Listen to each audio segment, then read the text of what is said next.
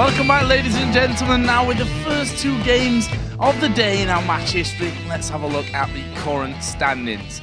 Up at the top of the table is, of course, SK Gaming at 18 wins, 10 losses. Fnatic in second with 16 and 11. Roccat in third at 15 and 12. And Alliance in fourth at 14 and 12. Sitting in fifth position and about to take to the stage is Gambit at 14 and 13. Copenhagen Wolves are still in sixth place with a shot and making fifth, depending on this result and the game later in the day. And then the two teams that are locked in. Superheart Crew in 7th at 10 and 18, and Millennium in 8th place at 9 and 19. And now it is time for our next match as Alliance take on Gambit. And Alliance is one of only 3 teams who can finish in the second seed, along with Fnatic and Roccat, and they need a win here to set that into motion.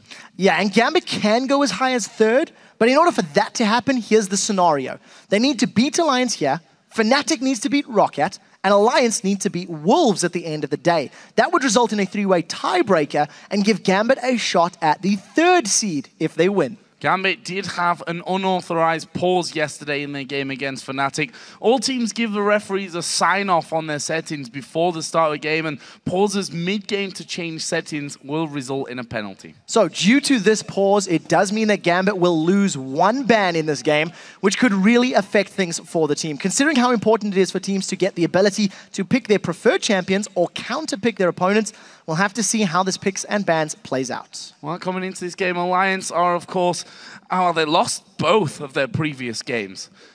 They were on track to break Fnatic's all-time winning record of 9 games back-to-back, and to break that record, they would have actually had to take down Fnatic themselves, funnily enough. Alliance did put up one hell of a fight, but simply didn't manage to beat them. Now, yesterday, Alliance lost to Millennium in a game that was much closer for a longer period of time, but they couldn't contain Kha'Zix again on that Kha'Zix, and they played 2 games today and could still possibly take that second place in the table. So it's not all bad for Alliance, but in general, they haven't gone down without a fight. In all of their losses, they've been outplayed by their opponents. To break it down, the loss against Fnatic, I feel like Alliance were chasing fights longer than they needed to, and those extended chases allowed Fnatic to grab advantages and eventually the win.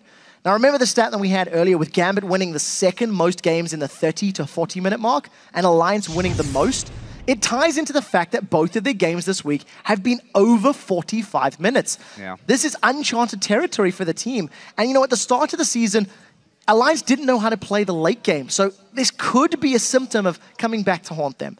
So I just want to say that I do feel like Alliance didn't create enough opportunities for themselves against Millennium yesterday. They were controlled by the aggressive plays and were unable to get past Blitzcrank hooks and Cottonex's Kha'Zix cleanups. So we'll have to see how they do today. Both of the games were lost for completely different reasons. One to Fnatic, one to Millennium. Alliance just needs to calm their nerves, get back into their groove, and come into this game with a clear head. And Gambit come into their last game of the regular season at 14 wins, 13 losses, and are currently 1 win and 2 losses against Alliance. Now, starting with their win against Roccat, the fact of the matter is that they just completely smashed them. The game ended in under 25 minutes and Alex landed every single spear as Nidalee. However, in their 2 losses this week, the stories were very different. The Wolves controlled Gambit with Heimerdinger and exhibited great zone and map control, whereas Fnatic secured smaller objectives 1 by 1 until they had Gambit run the ropes and they had no way out. Yeah, so in general, Gambit continue to do what Gambit do best. They win a game in absolutely convincing fashion,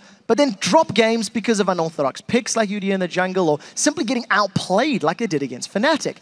Now, they've been near the top of the standings for many, many weeks, but I've never felt any sort of prolonged dominance like we've seen from other teams like Fnatic, Roccat, Alliance, and even SK Gaming. And now this is their last chance to pick up a win before heading into the playoffs. And I guess I'm still really waiting to see a consistent, high level of gameplay coming out of Gambit. Both teams thrive on strong jungle and mid lane team play, and the players predict this could be the deciding factor in the upcoming game. If you want to beat Gambit, you have to have a good early game, so you have the advantage. Alliance is a really hard team to beat right now because they're playing really strong. I think that Wickd stepped up his game as well as the bot lane. The pick and bans are really good at most of the time, and sometimes they're completely derp and then you free win the game. But mostly they're really good at pick and bans, and they'll often outpick their opponents. It's some kind of Froggen-oriented team. So overall, they are playing really good duo with Shook and Froggen. That's why Froggen is getting ahead. And then if the other lanes are not losing, then this helps to win the game. Gambit's playstyle is a lot of teamfight oriented, I think.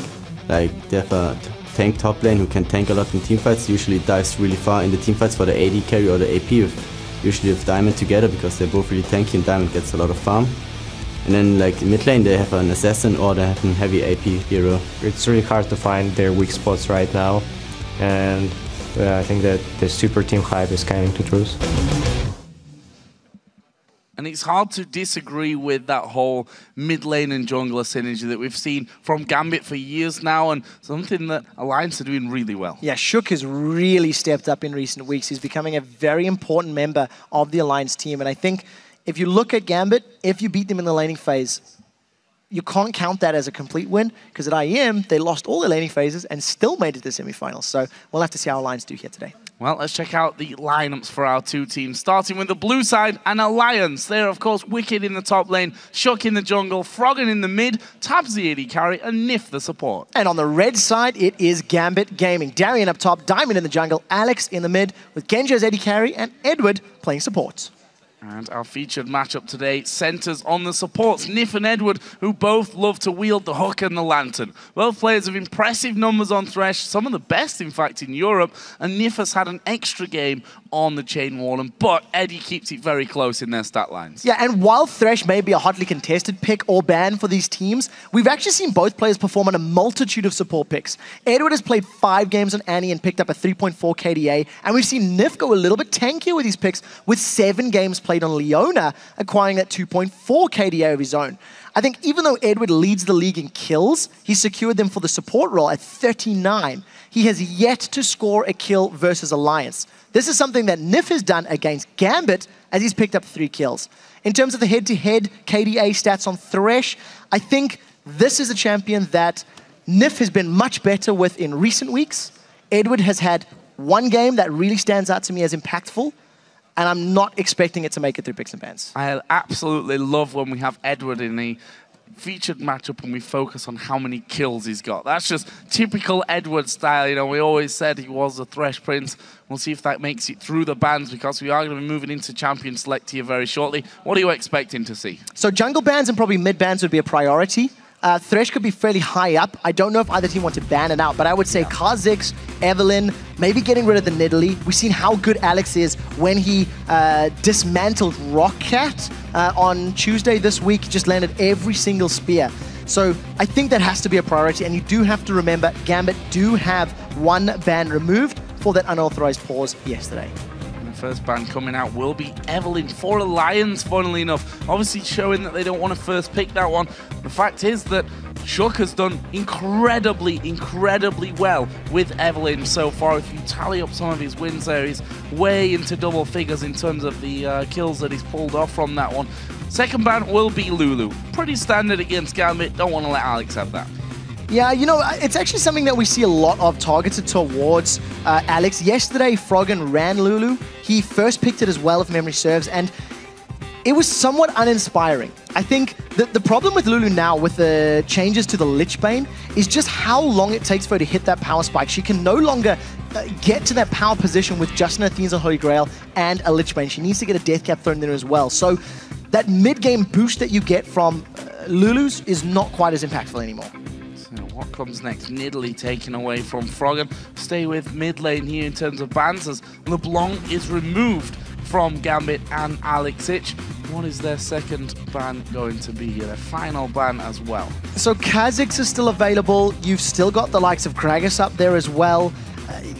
It's a difficult one to call. I would expect maybe a jungle ban, maybe force Shook into something that's a little less comfortable for him. We might see Lee Sin being played, as both Shook and Diamond have played Lee Sin this split and had pretty good moments actually for both of them. So we'll see, and at the end of the day, they decide not to ban anything. They're leaving it open. They're leaving more champions open. And it's not the first time that we've actually seen Gambit do this. They have already once this season thrown away a ban. It's gonna give Kha'Zix over to Alliance, and I believe that was Wickd who was laughing in the background pretty loudly on seeing that. They're going to get their hands on Kha'Zix, but this is not something that Gambit will do lightly. They've got plans. So the thing is, you've got so many options. You can go Lucian Thresh, you can go Lee Sin, you can lock in Renekton now if they want to go for that safe pick where, you know, we've been seeing Wickd actually picking, you know, Trundle and Shyvana a lot. there's options here for Gambit. If we do see Caitlyn, I was looking at some stats. I think Genja had not played Caitlyn until this week. Yeah. For over 8 months in the LCS at the top tier level. So it's nice to see him adding the champion to his champion pool, and it's also a fairly safe champion. You can do well in lane. But now we need to see, do Alliance, what do they want to lock in? What mid lane are they going to go for? I'm almost expecting farm-heavy mid laners for both Froggen and Alex. Although Zed's up. Let me just throw that out there. Zed is up there. We know that Alex plays it. We've seen Froggen venturing into Zed territory, and that was in their win against SK last week, where he actually ended 9-1-7. So we know that Froggen can pull it out, can do the business with the Zed. For now, though, it seems like Alliance are quite happy to settle and take the Lucian, and there is the Zed. They've still got 40 seconds, although they might change things up from that. As you mentioned, only the second time in a very long time that we're going to be seeing Genja playing Caitlyn. I don't think the Zed will be locked in, and my reason for this is when we do interviews with Froggen and we discuss their particular champion picks, he almost always includes a discussion like, the magic damage in our team came from our jungler, that's why we played Evelyn. The physical damage from our team came from mid lane, that's why we played Zed. And noticing that Lucian's being hovered over with Kha'Zix as a jungle, I am expecting a ability power-based mid laner. Gragas is up, Ziggs is up. There are some picks from Orianna still there. Hell, Froggen could get his hands on Karthus if he felt it would work, because we know how much he likes that champion. He raves about it all the time.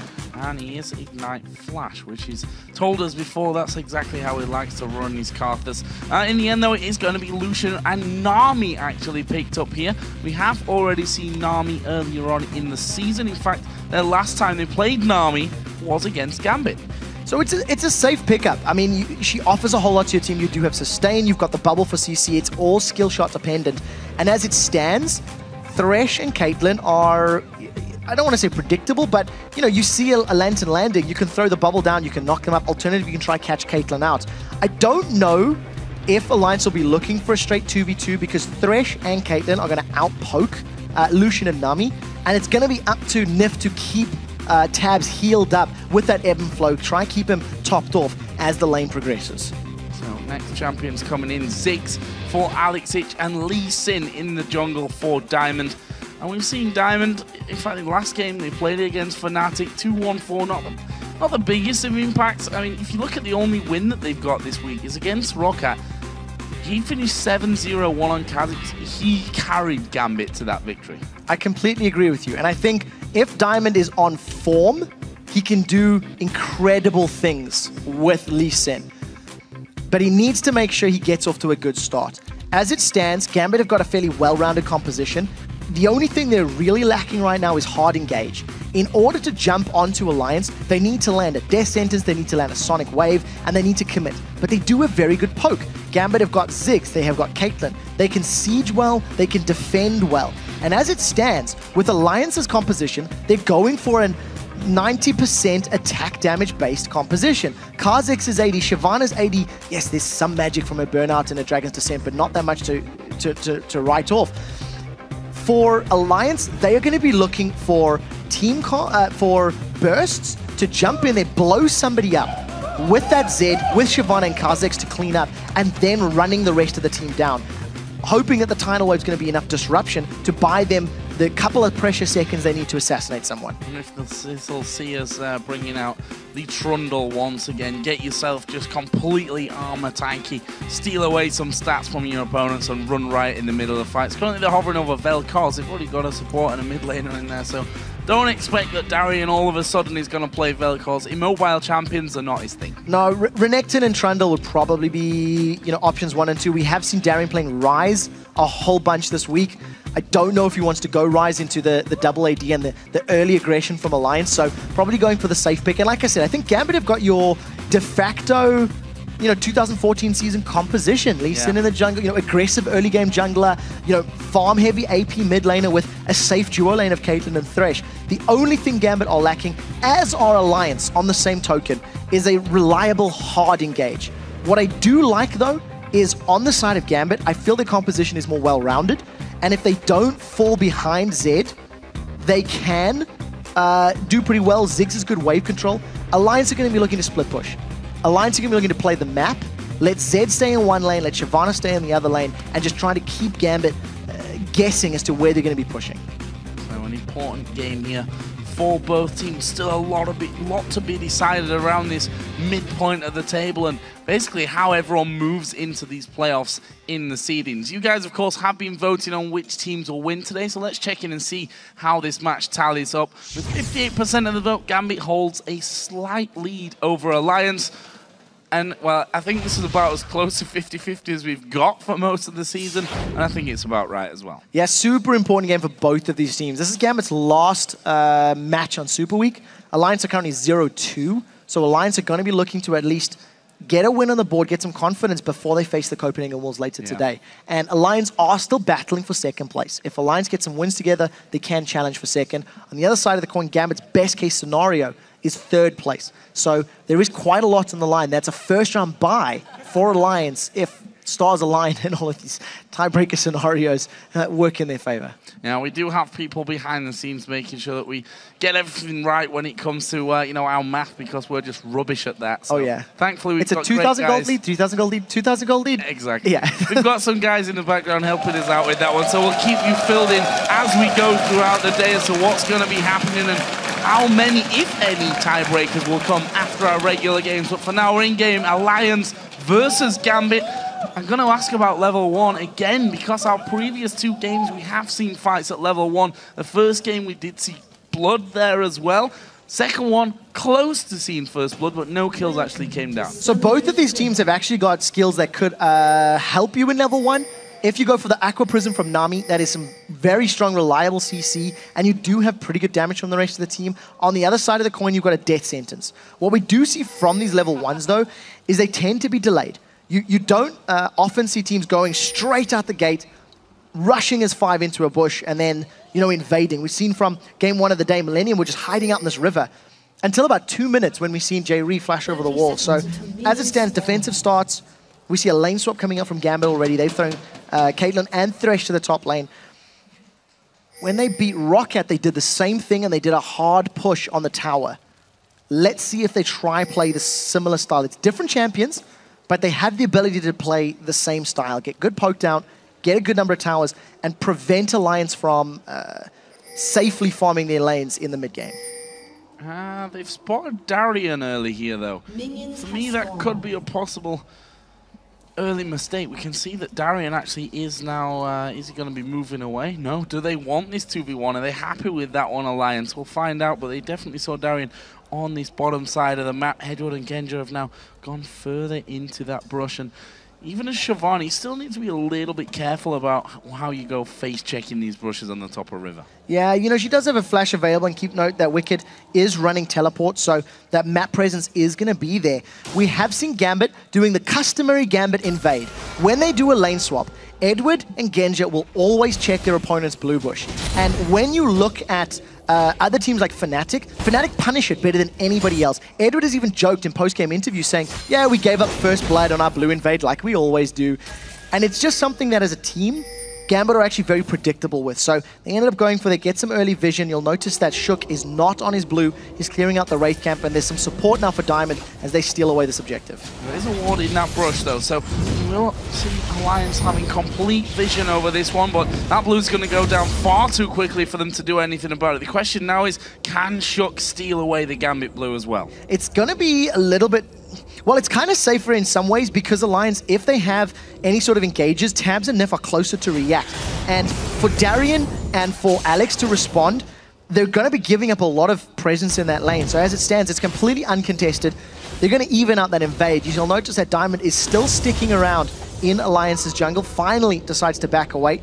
Didn't see if he actually cleared that Wolf camp out. But at the end of the day, even it up. Trade steal 1 buff for steal 1 buff. So, we see the push of these 2v1s. Nyph and Tabzz already getting a decent wave pushed on towards Darien's turret. Those bottom turrets, they want to dive in. Are a little bit easier to take down, and they are going to be jumping in from this one. That blue buff was with Shook. He jumps in, Darien flashes away, but lost more than half of his health. Now Diamond is coming back around. That'd still leave a 3-on-2. There's still a minion wave there as well behind them to protect them. They don't have to tank the turret or anything as they run back in. Successful gank, managing to get the flash down. If an Aqua Prison lands on Darien, he is in kill threat. You'll notice Nyph is level 3, has got 1 point in each of his abilities. Let's see if they can land the CC. As it stands though, Alliance have made no attempt to go for the kill. They just want the objective. They want the tower. And they're going to get it here, aren't they? There's 5 or so caster minions in there, and there is a turret going down. There's a bubble, and Diamond has to flash away from it. Yeah, again, Diamond and Darien, I think they were maybe a little greedy with the XP. They stuck around for their tower as long as they could. 2 flashes burned. Early advantage to Alliance. If Shook and Froggen manage to catch anybody out, it'll play in their favor. We do see Wickd already returning with some potions as well as that cloth armor. But Gambit are doing a good job. This tower's below half hit points, and remember, it still has that damage reduction before 8 minutes.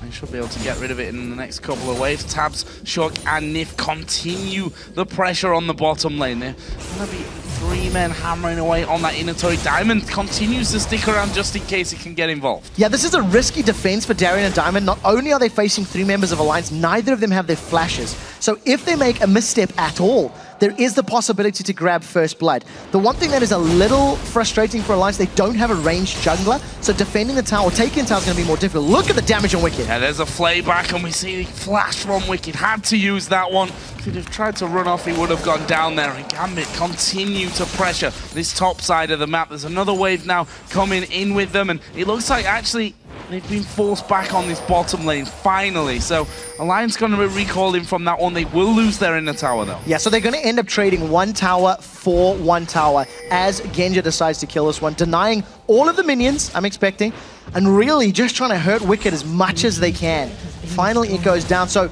both of the top laners have hit level 4 at this point in time. 11 CS to 12, and the war of attrition has not necessarily been worse for one team over the other. It is more difficult to take that top tower for Gambit because of the damage reduction. So you could argue who's going to come away with the advantage, but lanes are resetting, and now we're going to see the 2v2 as this Lucian Nami lane is going to be moving into place against Caitlyn and Thresh.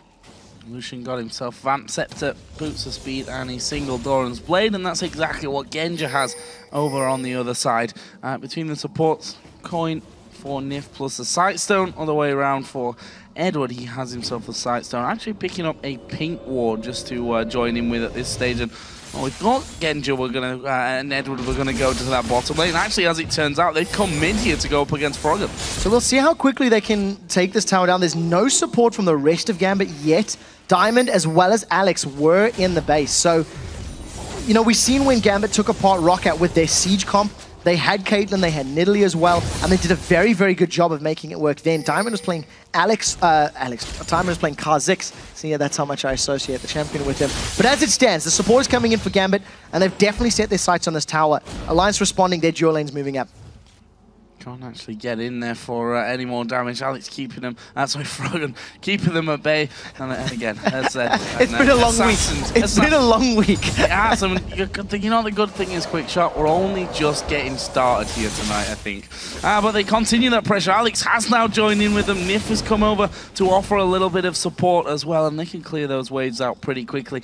Top lane, Darien is actually putting quite a lot of pressure onto that inner turret, and we can now see that maybe the rest of the team will start to move in. But that Renekton level 6 to level 5 of Wicked Shyvana. This is a very risky pressure because you'll notice the only ward coverage that Gambit have right now is at that sort of river junction towards the blue buff. So Darien is very overextended. He's trying to make use of the strength that Renekton has over Shyvana in the early game, and finally backs away. It is only a trinket ward though, so it's not going to last the longest period of time.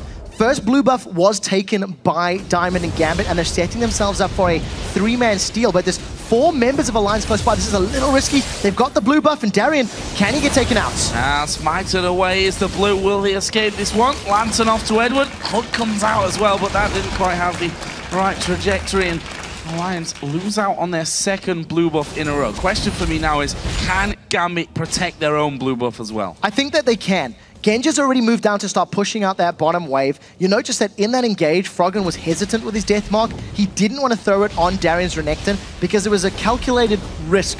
Dominus was up and available, so the likelihood of killing Darien was severely reduced. And you'll notice that because Gambit could stay as a nice tight unit and Genja had control of that bottom lane, it just allows them to secure their own blue buff. And we go back to this laning phase. Darien now has vision, had vision of the blue buff side of the jungle, and he's still going to stick around trying to pull pressure. The moment people move up to Darien, I'm expecting the rest of Gambit to go for Dragon, as they always do when Darien pulls pressure. really do with that to come back in the gold here as well.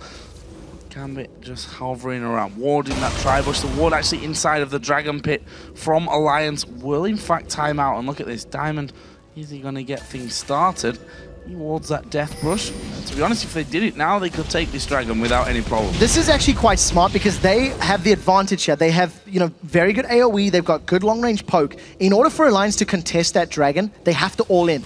They have to throw Wickd in there with his Dragon's Descent. They want Shook and Froggen to be jumping in stealth and with his Death Mark. So quite smart play if they try to force it. Right now, though, they've jumped on Alex. Oh, this could be real bad news. Death Mark goes down, Exhaust is in. Froggen actually, he's not going to go down. He went back to his Shadow, got the first blood with the pop of his Death Mark as well. Yeah, so Alex almost gets the damage through. Doesn't manage to survive. He opted to go for Exhaust over Barrier. I don't think it would have made a big difference that time around. And that was a smart play by Shook. He was moving towards the Dragon Pit thanks to Diamond starting it off. And it was a very easy jump around, throw down the stealth, leap onto Alex's head, and they grab themselves the first kill of the game. That's exactly what Alliance are looking for. And that stops any immediate pressure, at least around the Dragon area. Shook just going to soak up a bit of experience and gold on those middle turrets. And well, it's a big wall. He meant to do it. It's a big wall. So oh, Eduard gonna throw out the hook, catches the fish. Has Genja got enough damage here? The flay was good. Piltover lands. He does have the ace in the hole and he's got enough mana for it. Knows that Tabzz is probably just gonna step in front of that one if he tries. Yeah, so Nyph putting himself in a body block position if that ace in the hole came down, and just a good hook from Eduard. Didn't secure a kill now, but if you look at that lane presence, because of the Caitlyn Thresh, the range that they offer and the poke, they have a good sizable CS lead. Now, to be fair, there is a 10 or 12 CS here, so Tabzz is going to be hard pressed to secure all of them under the tower. Started himself off fairly well, but look at the damage that Genja and Eduard are putting onto this bottom turret. They're trying to get this down as quickly as possible. I think if you go back to that Dragon play from earlier on, I almost feel like Gambit could have forced it. Gambit were in a position, they had more numbers in the Dragon Pit, and now Froggen's a little bit away. Alex isn't even with Diamond. Now they're going for the Dragon. You have to wonder, why did they stop earlier? What was the decision that prevented them securing it? Regardless, they grab it this time. The longer it goes on, the more it's going to be worth anyway. So there is the first one of the game going over to Gambit, and it puts them 1,000 gold in the lead in the early stages. 1-1 in turrets, of course, of the exchange of top and bottom outer turrets earlier on in the match. If we look down some of the items now as well, Froggen got himself Brutalizer Cutlass. Obviously, Alex, a little bit less damage than you might associate with a Ziggs normally.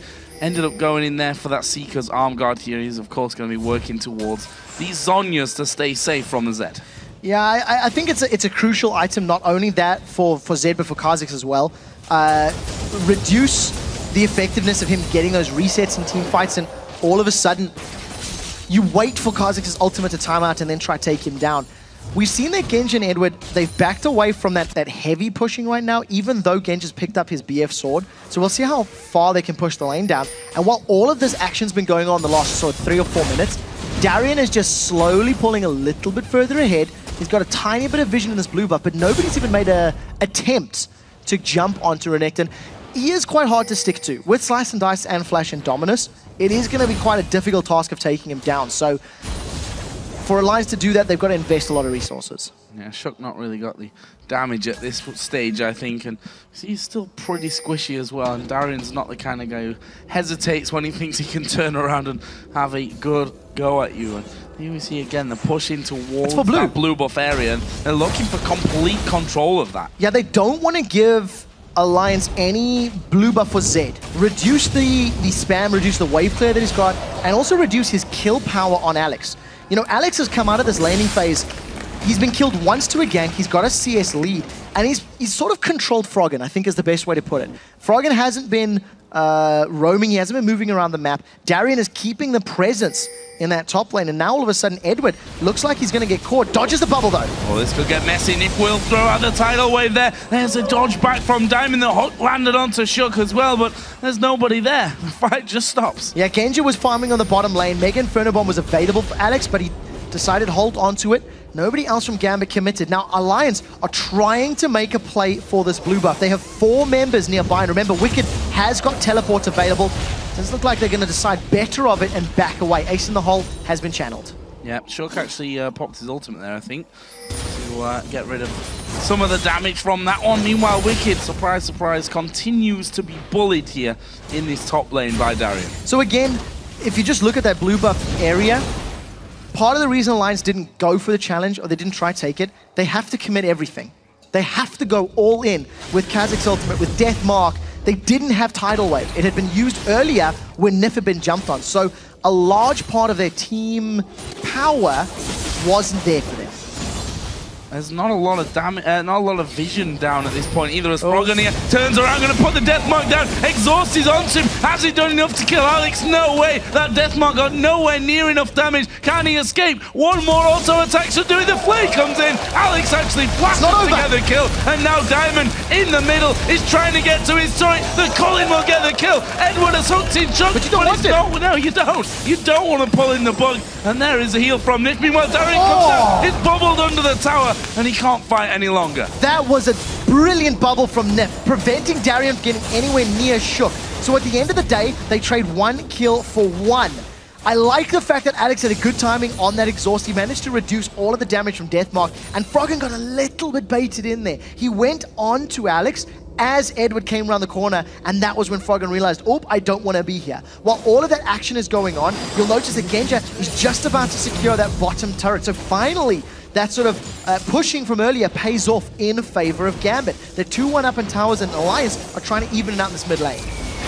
Mega Inferno Bomb only just caught onto the back end of Nyph there, and to be honest, didn't really do all that much damage. He's got that Athene's Unholy Grail now completed, has Alex. Froggen did just go down to the bottom lane to make sure that Genja doesn't continue to push on through. Both AD carries, if we look at them, similar items at this point. Bloodthirster was done for Tabzz, and, well, Genja's got the money for it, I'm sure, at this stage now. He's 138 to 115 CS ahead. Did have the money for it, but actually he picked up a crit cloak instead. Well, we'll see if he can manage to get his Infinity Edge built up. Bloodthirst Infinity Edge is the standard itemization for Genja this week. We'll be keeping a blog up to date as to what the core items are, but you know what? It's working from so far. He's a little bit ahead on CS. The 2 lanes that Genja has been in has secured the towers, and thanks to the fact that he's got that Caitlyn with her long range, she's now rotated to the mid lane and is now going to be trying to get control of this area of the map. And we'll see if Tabzz just uses the Cunning to defend the tower. You know, right now, I think Gambit want to force a siege situation, force Alliance to respond, because their champion's going to be much more powerful in that scenario.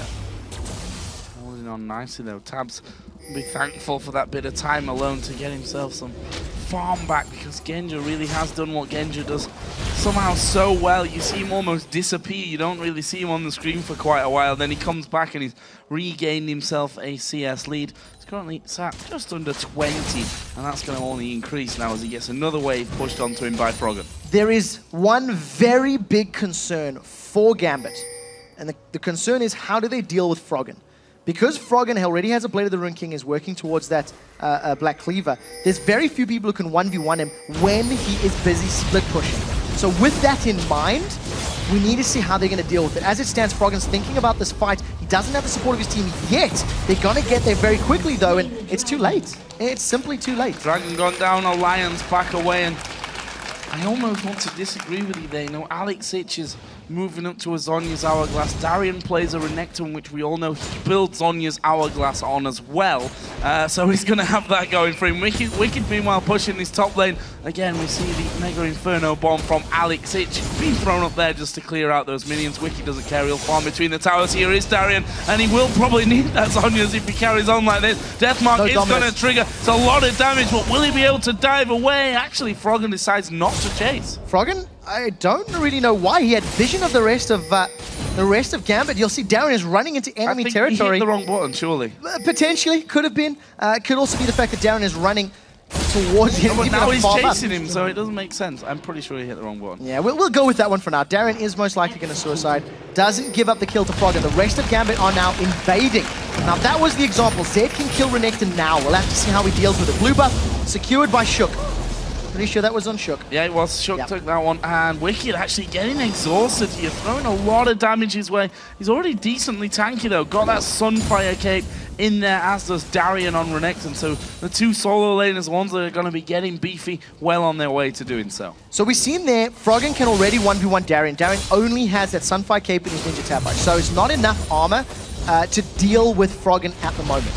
If Darien eventually gets to the Randuin Zone and maybe Thornmail point, which we are expecting because there's no magic damage threat from Alliance, that's when things can turn in his favor. On the same token, once Alex gets his Hourglass, assuming he outplays with a satchel and a flash maybe, he can stay away from the rest of the auto attacks, and Genja needs a Quicksilver Sash. You know, they have options available to them, but they need the items to get there. So there is still a very big question that Gambit needs to answer. How do you control the split push?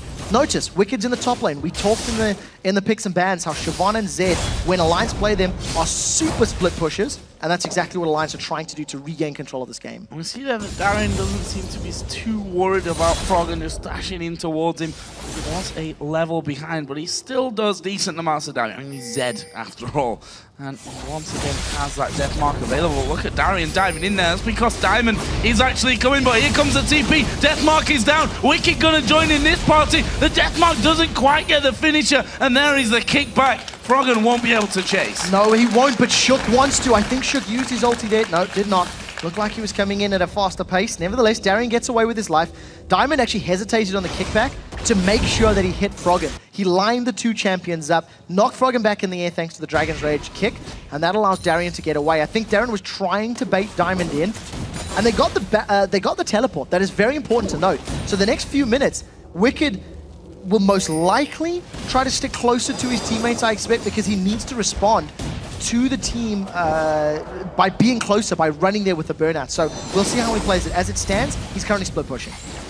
Comes the hook, doesn't get Nyph, but the turret will go down. Oh no, I've called that one a little bit too early. Only needed one more auto attack out of Aleksei, and that one will surely go down with the next wave. Also got an update from Genja's build. Actually, forget that one because the tidal wave comes in. They've caught out Eddie. He's forced to flash away. Nyph actually went really, really low there as well. Darien only needs to step forward, hit that turret once, and that will be the third of the game. Can they get any more? Shook actually goes invisible there with a charge of his ultimate. And Gambit look like they might want to keep pushing. I really like the Gambit's decision to push on the tower. They knew the teleport was down from Wicked. They seen him pushing in that bottom lane. And because Wicked took so long to respond, Gambit were always going to be in an advantageous position. They also got a lot of good poke down. Now, thanks to the fact that their team comp is better at sieging, they're going to try and stick to this in a turret. A good culling will at least kill the minion wave, but at the end of the day, this is what Gambit's team comp wants to be doing. I don't know if they're going to stick around for the entire time. They're going to get some vision in the jungle, and we'll see. It looks like they want to just keep this one up. Alex has blue buff, so as long as he can spam those bouncing bombs out, advantage Gambit in this situation. Froggen actually waiting off to the side here. Puts down a bit of poke on towards Diamond. And he's going to look to come in and, from that side area, have a better choice on who he wants to go for. I like the fact that Gambit are keeping Genja on the opposite side of the map. They've got Darien basically blocking the route for Zed as they hook in Wicked. He's not really the dragon that they want to be pulling into the middle of the team. But again, we see those bouncing bombs over and over and over from Aleksei, causing them some problems. The ever-present threat from Froggen, though, is being noted. You'll notice that Darien is sticking on the top half of this mid lane, trying to block the entrance from Froggen. Froggen was spamming away those shurikens from the side lane, and as Gambit backed away, he immediately used the time to get in cleanly. Now, you still see Wicked. He went to the bottom. Now he's going to make his way up to the jungle. Shyvanas want to engage from a side lane. They want to Dragon's Descent and, you know, come in from a flank. But at this point in time, Gambit decided their power play is over, and it is because that blue buff wore off on Alex. He no longer had the mana regen or the cooldown, so he's backed away, going to spend some of his money and make his way back to this mid lane. Moving forward. So I'm going to touch back on Genja now. Infinity Edge is done. Cutlass is now being complete. Oh, it was already there a little while ago, but yeah, Infinity Edge Cutlass. So when I said he's got the money for his Bloodthirster, oh boy, was I wrong. Now, I will say that while a Blade of the Ruined King, in addition to Infinity Edge, is not the best synergy, it actually isn't as bad on a champion like Caitlyn, who is heavily auto-attack reliant, especially when you've got that front line of Shyvana that you want to burn through. So It's not all bad, not necessarily 100% ideal. So we'll see if he decides to go for Zephyr as his next item. I would prefer armor penetration or critical hit chance in either order. Right now, Dragon has respawned. So in order for Gambit to look for a team fight, they need poke to land.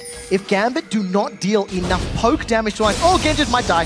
He's got to use his barrier here very, very early, far too early even. The Ignite is ticking away. Is he going to fall? No, survives just from that. I don't know why he used the barrier when he really did to block some of that extra damage from Froggen. As again, the Mega Inferno bomb comes across. They're going to save their turret. So smart play by Froggen to at least try to pick up a kill, but it didn't garner them anything. Because Genja didn't go down, they now need to be careful. There's no death mark available. Gambit are going to pick up a Dragon, uncontested, and the rest of Alliance may try get on that top inner turret. Froggen is pushing the wave as quickly as possible. They've stolen the red buff away. I don't see any wards being placed down other than on that red buff area. So Alliance, if they had more vision, they could have actually gotten a little bit more out of this, but they may be able to get this tower down.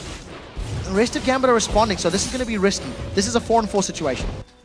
Genja needs to step forward with him here, though. 4-on-5. Yeah, this is bad news. This is real bad news, actually, for Alliance. Wow. Just turn it around. Eduard gets blown to pieces. The bubble from Nyph doing work for them. And as I say, bad news, I mean bad news and good news, obviously, for Alliance as they take down Eduard. He was completely surprised by that. If that didn't happen, that would have been terrible. There was actually 3 members of Alliance. I've completely forgot how to count. Froggen had backed away, so he wasn't with the team. He was recalling in the bushes. And the 3 members of Alliance were backing away with 5 members of Gambit surrounding them. But because Eduard went down, all of a sudden the tables have turned, and now you've got to try going 1 by 1. So we do see a lot of damage applied to this mid turret, and Alliance, they're playing the map. This is what Alliance have to do.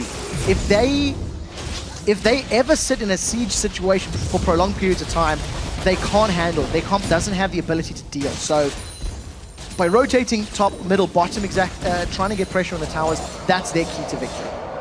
Another update from Genja's blog. He's got himself a seal now. It's positive. It's positive. We won't judge it. We won't judge it. So we'll see where he decides to go with his build.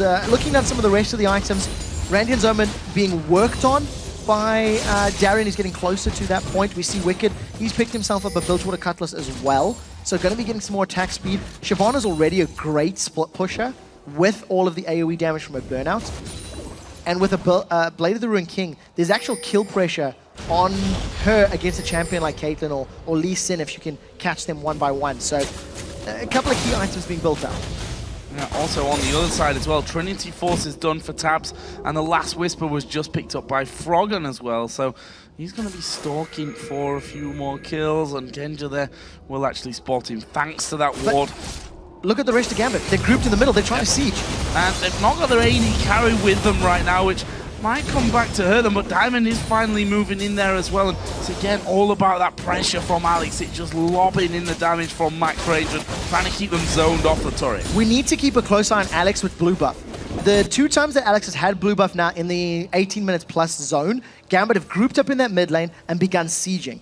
And we'll see if they back away the moment it ends. Now, it's pretty logical. Mana spam gives you bombs for days plus the cooldown reduction. And because of the strength of their comp, they seem to be in a good position. But Alex is a little overextended. Oh, he jumps away. There comes the wave, and Darien's the only one to surf it, but they're going to keep pushing out here. The culling comes through. Eduard tries for a cheeky hook. That doesn't land, and the team's disengaged. That is very important for Gambit. Knowing that the culling's not up means the wave clear is significantly reduced. In addition, it's over a minute before the tidal wave is going to become available. So if Gambit can make use of this window where those ultimates aren't there, they're in a good position. All of the pressure for wave clear is going to be on those arrows and keeping minions in a straight line, and it's working out for now. Piercing lights plus the shurikens, and they defend well, so kudos to Alliance. Yeah, I think Aleksei being that low was somewhat of a concern, knowing that Froggen is going to be there as well to help and just jump onto him and finish him off without any real problems. Genja, in the meantime, after being down in that bottom lane, actually pushed himself up into the jungle, and he's just going to farm out as much as he possibly can. 239 to the 225 CS of Tabzz. 0-0-0 right now. I mean, Gambit obviously only have the 1 kill either way, but he's not really been involved in terms of any pushes with the team. He's been the one that's often distracting someone else from Alliance when that comes around. Until Genja picks up armor penetration, I do not believe he's going to have a very big impact in this game at all.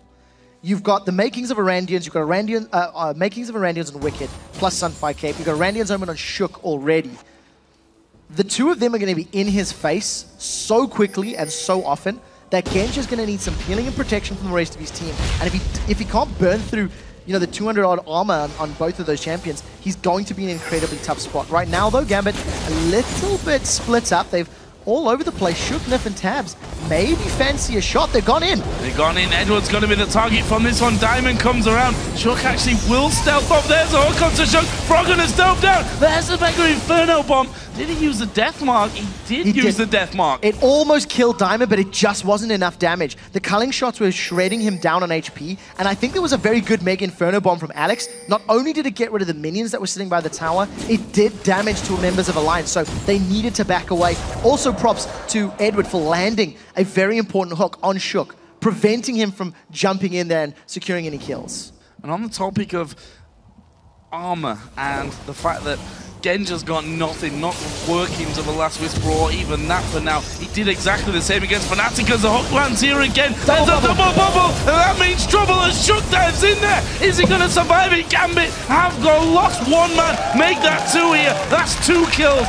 for just the one single one of Shook, and now they're going to chase further. Genja is so low, that turret is easy pickings here for Alliance. Nyph has landed so many clutch bubbles this game already. Every time he does, somebody dies. It's not over yet. It's 4 members of Alliance. Grab the tower. Now Darien's in trouble. Tabzz can continue the pressure. That was a lot of damage coming in. They've actually got a siege minion here as well. Darien trying to do as much damage as he can. There's the ace in the hole. He hits Wicked. He does literally nothing to him. And that will be 2 turrets plus the kills. Great play from Alliance. Yes, very decisive. Alliance need to do that if they want to continue taking control of this game. They are now in the tower advantage. Not only do they have the lead, they've got better positioning for Dragon. Diamond, he's the one caught out. Can the bubble land? Oh, Wicked in behind him here, and actually Diamond just dodges off. But it doesn't matter. We're going to see Froggen just diving straight in there. Diamond kicks him back. That's enough damage, though, with the death mark. Froggen now picking up another one, sitting at 2-on-1. They get the Dragon as well, and they increase their gold lead. So Froggen doesn't mess up the combo that time around. It's not over yet, because now they found Gambit. They're going in once again. Wicked dives to the back. Alex jumps away, but not far enough. Wicked gets that one. Now they go to Eduard. Shook is causing all kinds of problems for them, and that will be 3 more kill outs. Yeah, okay, we'll count Diamond in that one. 3 more kills with the Dragon, plus the kills earlier, and the 2 turrets. That was a massive swing. Gambit were all over the place. If you go all the way back to the mid lane play, they got jumped on unsuspectingly, I think, by Alliance. Alliance caught them out, secured a bunch of kills. Then when Gambit were trying to defend their mid tower, get caught out again and out of position. And unfortunately for Gambit, their comp needs to be grouped. They need to be stuck together. They need to land poke. And if they are not poking down Alliance, Alliance has got so many tools to engage with. Zed can chase for days with his Living Shadows and his Death Mark. Kha'Zix is going to leap all over the place, and you're not going to outrun a Shyvana. Nope. So Gambit need to get better wards, and they cannot run the risk of getting caught out of position again, because you've seen how punishing it is. They've lost 2 towers, a Dragon, and 4-5 kills in the last few minutes. And he's especially not going to outrun a Shyvana, who just before that last fight finished the randomies and finished the Blade of the Ruin King. Froggen, though, might just find himself in trouble. Diamond actually missing there. Is Froggen going to start fighting him? Aleksei just going to go low. They call it, strips him down. Tabzz on a rampage. Meanwhile, Froggen is being chased by 4. He's gone back onto Diamond. Can he get the finisher? No, he can't. Genja gets him down, but Alliance are pushing the turret. Not only are they on their middle lane turret, you've got Wicked pushing the bottom turret. Froggen pulled 4 members of Gambit towards him. Gambit have no idea where they're meant to be right now. They've lost another turret, and Wicked should be able to get the bottom turret as well. Well, not just Wicked, the rest of the team now start to move in. Diamond's going to be the single man from Gambit's side to try and come over and do anything about it. He can't do anything about it. Tabzz finishes it off. That's 9-3 in kills. Look at the gold now, 5,000 gold in the last 5 minutes. Alliance have really swung this one. Just like that, Alliance completely arrest control of this game. They find crucial picks onto Gambit, and then Gambit string together numerous positional errors. They were chasing Froggen in the top lane with 4 members, and that's what we talked about earlier. Who is going to deal with Froggen? Who's going to hold him down? Because you need to invest so many resources into killing Froggen, it allows Alliance to get away with it elsewhere. Now Shook is battling with Darien. They're going to turn it back around. This was possibly a little silly. There's another bubble landing onto Darien. He takes a lantern home, and well, Diamond could have just followed him with the safeguard if need be. Didn't need to in the end, though. And now Alliance settling, but Wickd just going to keep playing the Shyvana game. Froggen is going to keep doing that play because nobody can deal with Froggen right now one-on-one. And even in 2-on-1 scenarios, there's actually a good chance that if it's anyone other than Darien and Diamond, they can kill him. Froggen is going to keep trying to draw resources towards him. Then when people react to either shut down Froggen, it's going to allow the rest of Alliance to make plays. Maybe go for Baron, maybe invade, get vision in the jungle, for example. As they're doing right now, it's actually Wickd split pushing and 3 members of Alliance. That's very aggressive. They didn't have Froggen or Wickd with them, but teleport was available and, well, tidal wave. It was good to look at. I don't really know what else I meant to say. Aggressive play, it didn't work. That's the summary. Froggen did just finish off his Guardian Angel while the rest of his team were having a bit of fun there on the top side of that Gambit jungle, and that makes him even harder to stop. Even if you're drawn to him, you're going to have to kill him twice, hope that he doesn't finish one of you off in the process, and then you've got to calculate where the rest of the team's going to be. Again, Froggen is pushing up this top lane. Look at Wickd on the minimap there. He's already to the steps of the base here of Gambit. This 1-3-1 style that Alliance are going with, somehow Gambit are going to have to try and stop it. They can't yet. That's the problem. I mean, because Froggen is so difficult to deal with, even though there are tools, there are ways to negate his death mark, it's going to take multiple people to do that. And as long as Alliance can keep this map control and keep forcing Gambit to react to them, they can just wait for the objective to present itself and then go for the kill. I do feel that if Alliance don't get a convincing number of kills, though, it's going to be quite difficult to break through the inhibitor turrets, because Gambit have got pretty good wave clear with Caitlyn, with Ziggs. And if they get caught up by a death sentence, then they will actually go down. But we'll see how they play it. As it stands, Alliance have got a little bit more time in this top lane. You'll notice 4 members are grouped up. Alex hasn't made a gesture just yet, now slowly responding. But, you know, at the end of the day, Alliance are going to get caught up. Here goes Darien. Oh, he is so far away from the rest of the team. This is not good. Darien, oh, that was almost a cool flash. Failed flash, I'd call it, by the end of it. As there's the jump in. Alex going to use his Zonias, but surely they can mop up the rest of them. Alex does go down. Did some damage on the way. There is Diamond, and Shook picks up another one. That's an ace for Alliance. And look at those spawn timers. 50 seconds across the board. They can win it. And that is exactly what we said. In order for Alliance to get through the inhibitor turrets, they need to get a convincing team fight. They need to get multiple members of Gambit down, and they do it. All 5 of them, the on their inhibitor. I don't know if they can tank through these Nexus turrets. We'll have to see. There's a lot of time on the clock, and Wickd, actually, he's got so much armor. It looks like they're going for the win. They're going to go for it. We've got 7 seconds until Eduard comes back up. They're just splitting out the tanking of these turrets. Tabzz used his barrier in there as well. Eduard's going to come flying out, lands the hook, but that doesn't matter. The Nexus goes down, and Alliance get back to winning ways just when it counts. For the first time in Super Week, Alliance secure themselves a win. They are now 3-1 over Gambit over the course of the spring split. And it was hairy. It was hairy. I think Gambit definitely had a stronger early game, but some misplays were punished brutally by Alliance. And that allowed them to get back into the matchup and secure the win. Overall performance there, top-notch from Alliance. I want to point out Wickd here, 4-0-4 with that Shyvana. Did brilliantly in the lane. I mean, if you look at his farm compared to that of Darien, 100 CS more Wickd had at this point in the game. Got himself that Randuin's, that Blade of the Week just before they had that big fight that completely swung the game around for them. Yeah, I think, you know, the game plan from Alliance was very solid. They wanted to play the map. They wanted to split push. And they struggled to get it going, but then once they did, there was never any problems. And you also have to give praise to Nyph. The number of Aqua Prison stuns that led to teamfight victories and avoided them getting collapsed upon was very, very crucial. He got 3 or 4 bubbles that were literally teamfight changing. If those bubbles did not land, it could have been a completely different story. And we've seen in the last couple of days so many compositions that have had the strengths when it comes to sieging. I mean, look at this when you got Caitlyn hammering away, Ziggs, the prime example of throwing stuff in there. We said you got to fight that at some point if you're going to hold on to the game and not fall too far behind. And that's exactly what started. He throw out that Aqua Prison, get himself 2, if we think about the one on the inner turret there. Yeah. Real great double bubble. And then we saw the tidal wave going out as well. And I think we can also say that Gambit played it a little bit messy. The fight around Dragon where there were 2 or 3 kills, Dragon went down, and then all of a sudden Gambit were back with the respawns, and then they lost another couple of guys. And I feel that Gambit's head just was maybe not in the right place this weekend. They got a little shook up, I think is the best way to describe it, because the early game did go in their favor. They were sieging pretty well. They lost that first team fight in the mid lane after the double bubble landed. Yeah. And all of a sudden, they were scrambling to regain control. And because they didn't have complete map control anymore, they were out of position. Previously, they were able to run around like that. Previously in the game, they were not punished for moving around individually in their own jungle. But now all of a sudden, because that area of the map had been opened up, there were no more towers, and we were later in the matchup, Alliance's composition did come into fruition. I also think that there was no clear answer for Zed. The only tool that Gambit had in that matchup was to siege. And the moment nobody could deal with Zed, he pulled so much control from the rest of the team.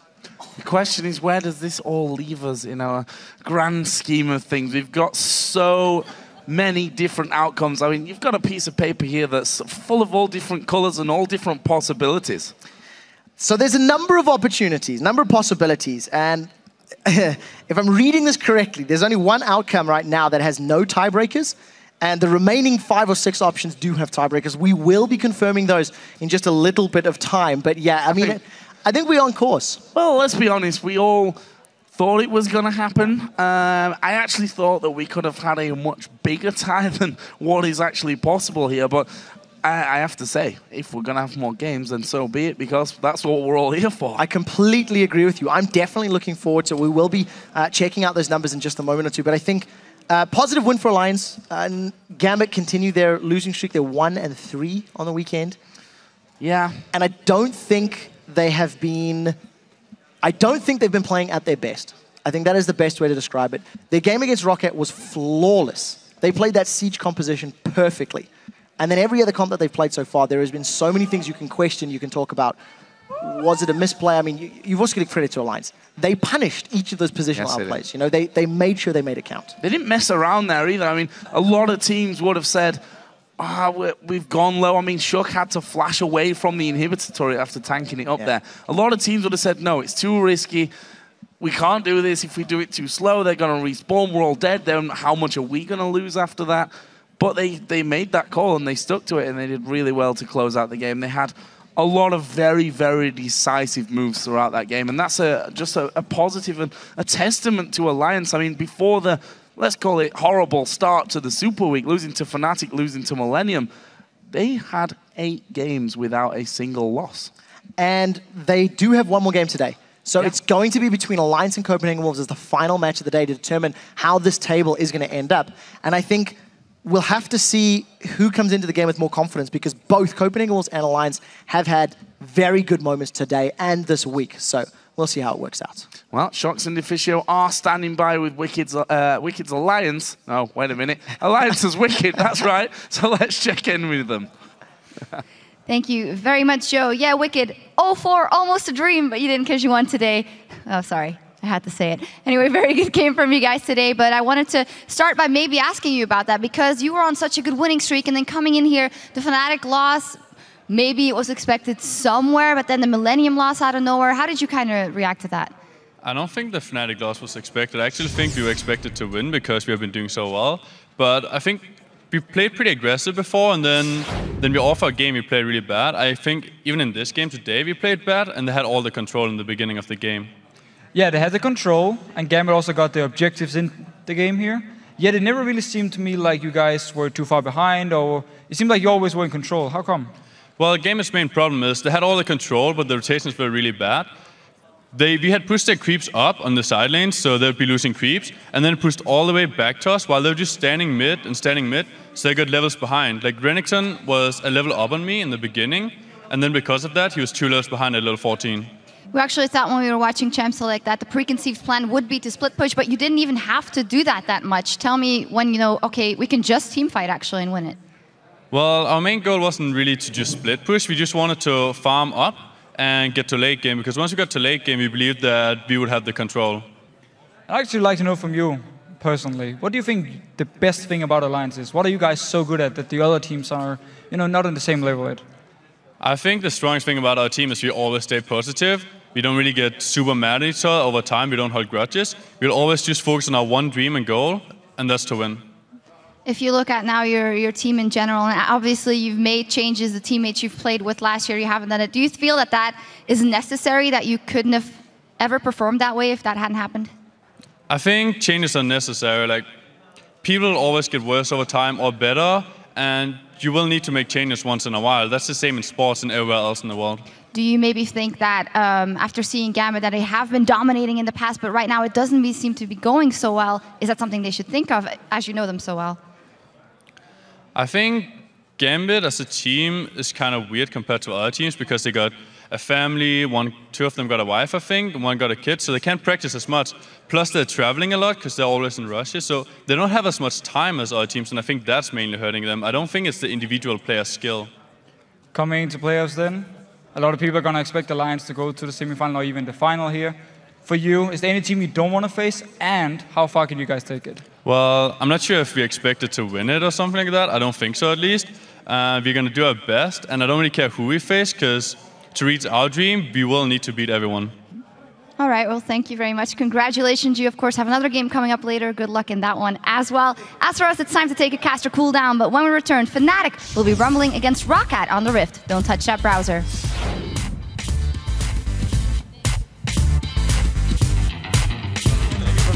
Zone him. I'm coming with Henrik. I can ulti him. No, back. No, I can do it. Okay, you zone him. Good job. You do track. Good job. Can we go for them here? I can go in them. Yeah, go on 6. 6 no hourglass yet. Really good job. Bash. Eduard. Really good job, guys. Really good job. Take the blue. I'll base power. There's 20 seconds leave. We could go Nash even. Let me have this in. We can go Nash. Go straight. Nash. I can go Nash. Good job, brother.